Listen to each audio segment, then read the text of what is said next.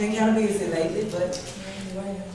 So I see a lot of new faces, so I'm going to do something that, I guess I did it last time I was here. I'm not really sure. But, hope you like it.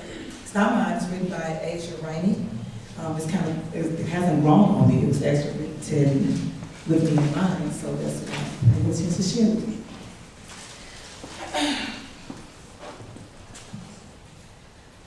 This is our journey.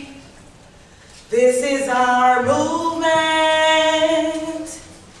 This is our choosing where we go. What are we fighting?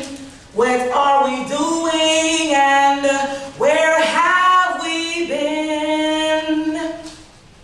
I think about where I've been.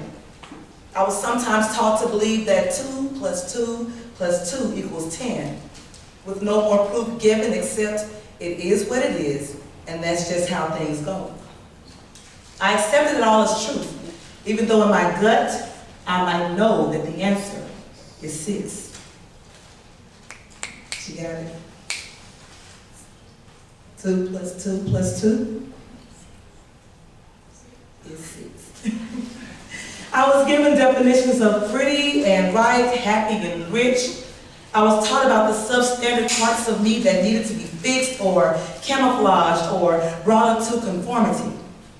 I was handed laws based on flawed theories. I was told this is who you must be, as if standing on a robotic assembly line of humanity, rendered into a sole purpose of being seen and accepted.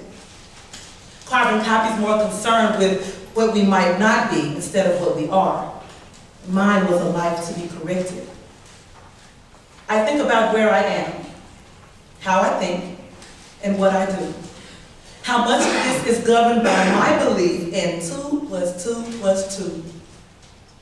I was told I was supposed to chase dollar bills, but you can't buy words like fulfilled, or passion, or love like old folks holding hands on porches.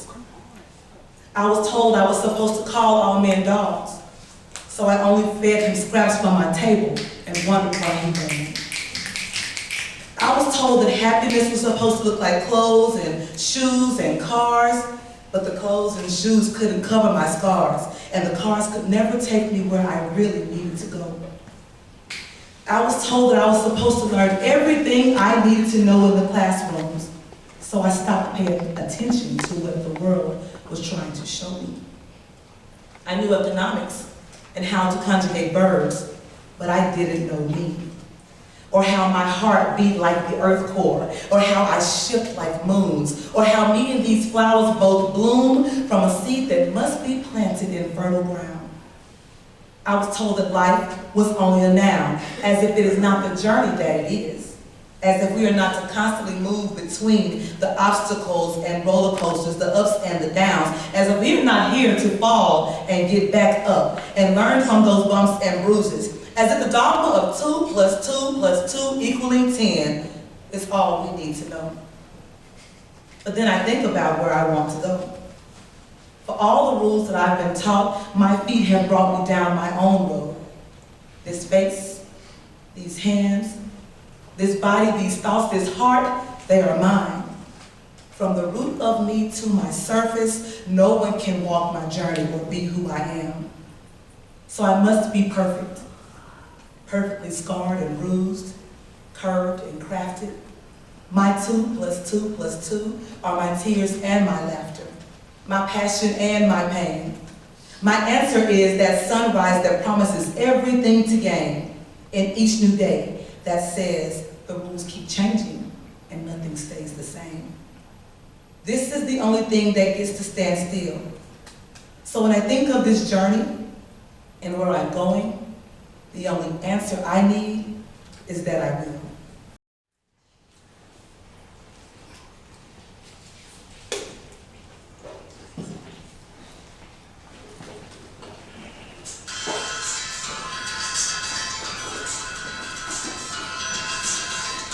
Greetings to humanity all across the world. Manage those about spirituality. Coming to knowledge of thy divine self. You are God. We are the image of Him. Coming to knowledge of our ancestors, especially to my blacks and Latinos, through all we have been through. It's time for us to start uprising, standing up for our communities, having our own resources, having equal opportunities for all, especially when it comes to our kids. Our elders who badly get the assistance they need, even when it comes to our education system. The jailhouse eat 3 times for free, why can't our children eat 2-3 times for free? As a matter of fact, why can't our kids learn more about personal growth and development than just learning what they teach in the schools, which doesn't help far as teaching our kids about awareness, economical development, business growth, how to invest money, how to sell, how to handle money. Most of all, self-development. It's crazy how people who like to start a business, who like to have their own thing, quit during their hardest times, give up with their business, but stay at a job, just earning single income, and be waiting on a raise for years, especially not giving God thanks. But let's not get it twisted. When it comes to a job, it helps get our bills paid, and it's slow though like Rocco say, but better than no though.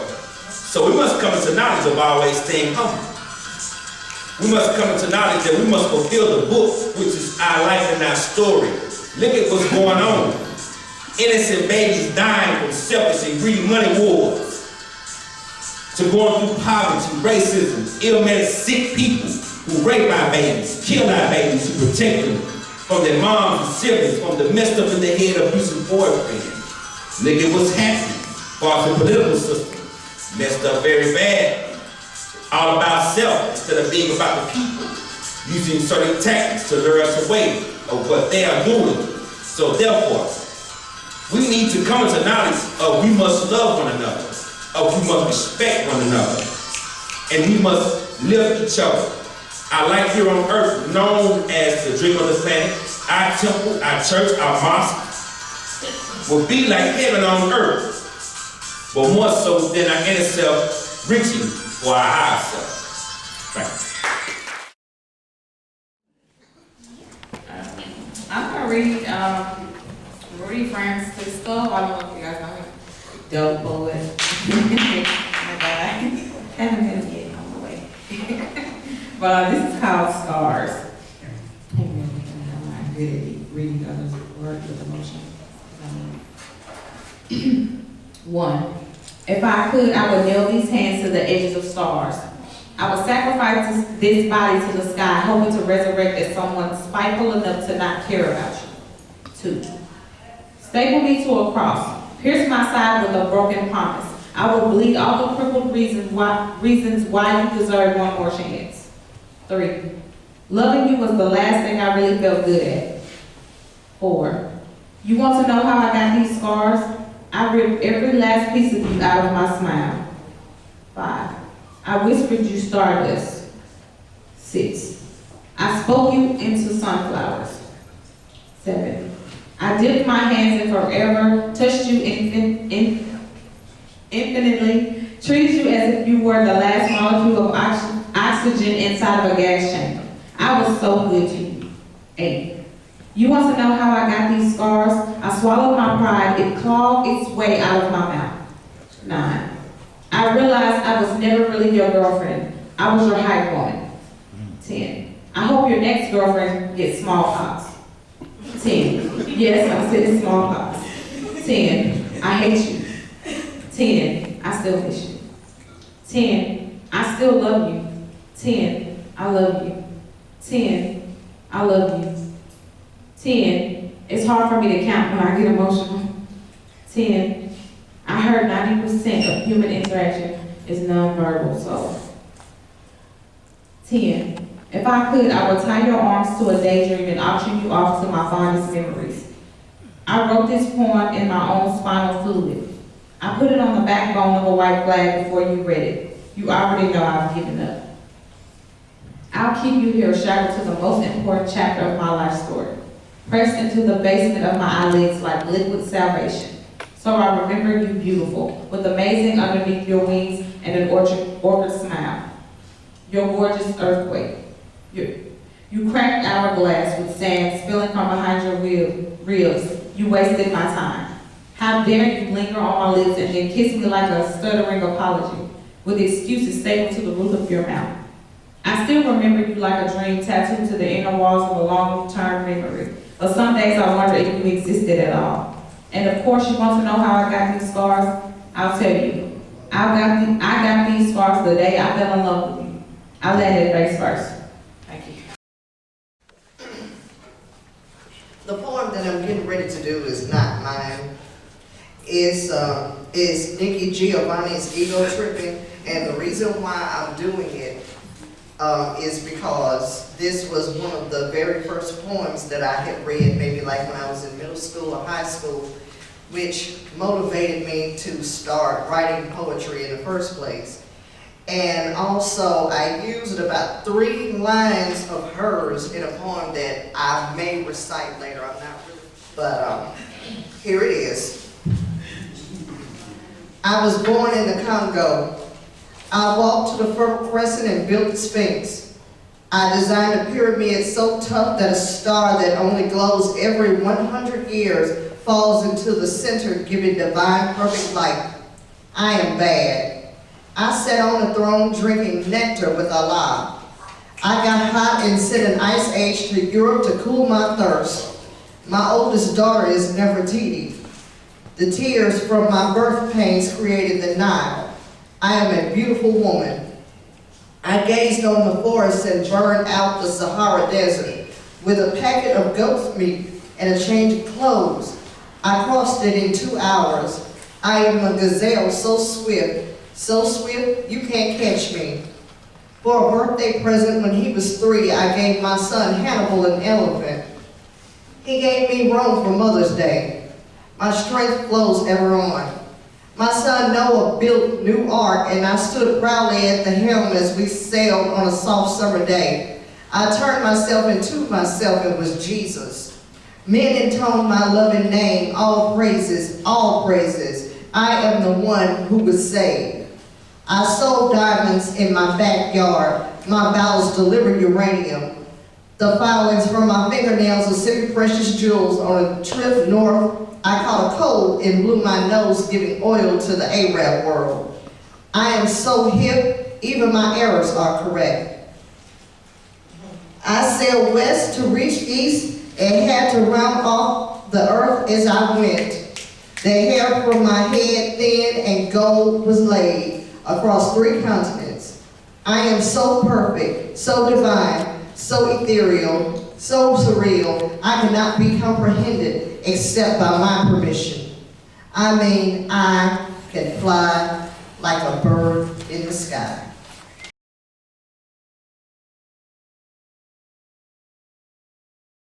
Two newest that I wrote, and they're kind of short, so I'm just going to read the book. This one's called Trailblazing. Entertaining the notion of genuine emotion. It's blowing out of proportion with the language, the art of words, properly pronounced sound, syllables confounded, creating realities, unknowingly devastating the possibilities with spells spoken out loud, put into action, thoughts formed, vibrations manipulated with intentions manifesting perceptions of karmic reaction, looking at our own reflections in each other's eyes.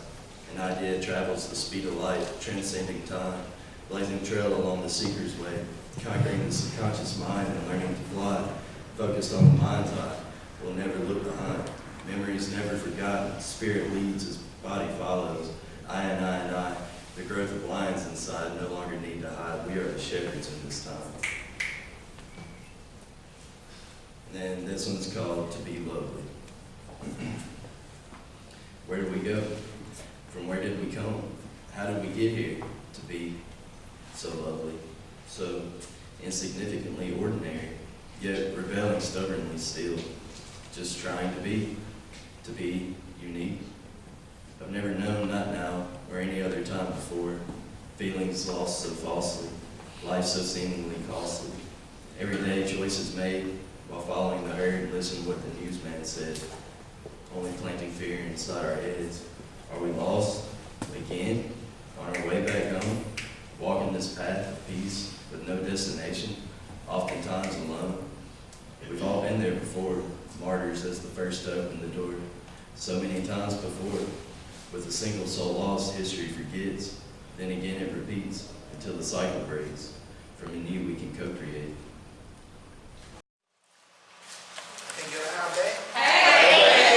What's up, man?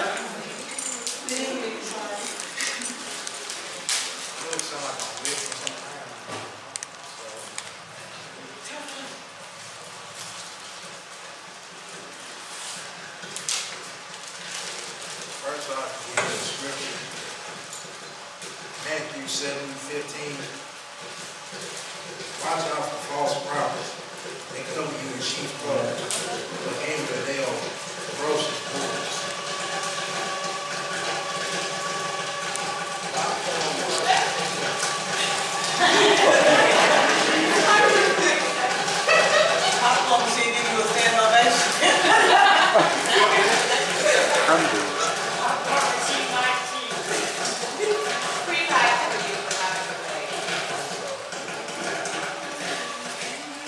Bruh.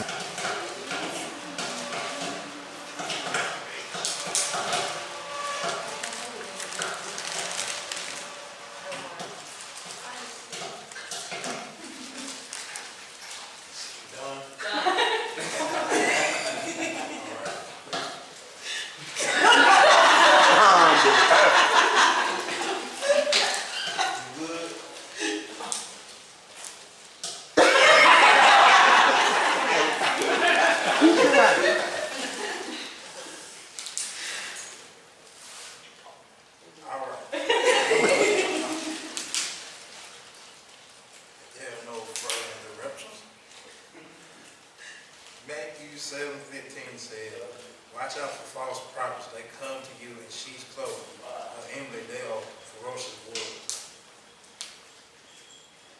Our poem is called The Wolf. The wolf infiltrates the most sacred place.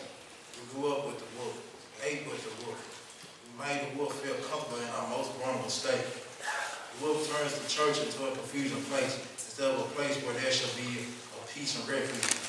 It has turned to a bank and a fashion show. A place where you're supposed to come as you are, but expected to dress like a pimp from Las Vegas. The wolf stands on a pulpit with oversized loud Steve Harvey suits, pimping out the congregation before officer first service. The wolf comes on TV selling spring water, which probably got from a bathroom tap. Telling you to sow seed over $100 for a special prayer for a gift. The wolf tells you that they need to take a collection for a luxury plane. What's the use of having a jet when that money could be used to build affordable housing for families in need, or feeding the homeless and clothing them, or building shelter for women who came out of abusive relationships, and for young teen moms who need care and a place to stay when their parents kick them out the house? The wolf wants to fly away or hide away from the problems of the world and be a solution to the problems. The wolf hides away in the house, laying in the bed like grandma, waiting for a little Red Riding Hood. But Little Red Riding Hood is a desperate, thirsty prey that he preys on, devours with the hunger in his eyes. And in the lust in his heart flows through his bloodstream, instead of the love of his wife flows through his bloodstream. The wolf lays hands on breast instead of the forehead. Instead of using his hands for praying, using it for playing. What? What you said? He would rather know her body with massage oil instead of milking the crown of heads of believers with holy oil. The wolf manipulates thousands of Christ followers to drink gallons of poison Kool-Aid, destroying the youngest to the oldest of God's creations. The wolf hurts the innocent and hurts those cause he hurts. The wolf causes pain to those who shouldn't feel pain. The wolf thrives off what the ideology of religion is, and not the spiritual realism of what being with God and having an actual relationship with God. In the word of God, it says, "Be careful of wolves and sheep's clothing, and beware of false prophets." This is to call out the darkness and bring forth the light, to advise all who believe in something greater than life itself. All pastors are humans, and as humans we make mistakes. We're doing something with thought, and evaluation is not a mistake but a choice. The wolf make those with true anointing of the calling seem like the wolf, when they are really doing the Lord's will. Open your spirit and use your brain to know who is really who, and always be aware of the wolf. Now, I hope y'all know that these are not real. Y'all know that ain't no legs in them. So y'all see me do like that number right here? It's just because. Yeah. All right. The title of this poem that we all gathered to write is called Fake News, by the poets and artists of the Open Mic Night 2019. Let's be out on the shot, or something like that. Yeah. Right. It says, Meg Thee Stallion dates Trey Songz, Moneybagg Yo, and whomever she wants. It's called dating. It's all fake news. What if I told you that the media is playing us like fools, social platforms being used as their tools to manipulate you? It's all fake news. Likes, comments, shares are all the tools being used to get your eyes off of the bigger picture. If we as people don't stand up and look beyond the bigger picture, we are all in trouble. So to keep you from seeing the truth, all they use is fake news. We're talking news that's fake news. Excuse me, I got to look at this ring to make sure I can see this. We take news that's fake news, make it to be the best news that you are anyone that can ask of you. Okay, I'm catching it. Fake news, is that what we choose? Wake up to know where you're gonna lose. Honestly, I'm just confused. Fake news, there's so many fake news that fake news has become the real news. Believing everything we see on Facebook, Twitter, or IG as if it's not really easy, too simply, to some research. Don't be fooled. Don't listen to them. Don't get your hopes caught up, especially by those who are consumed and obsessed with fake news. Media is not what it's intended to take the truth and bend it. We read, share, and send it. Hey, y'all, please end it. Fake news represents the fakeness in us all. Or reflection in the mirror, or wall, look deep into us all, the image of God in us all.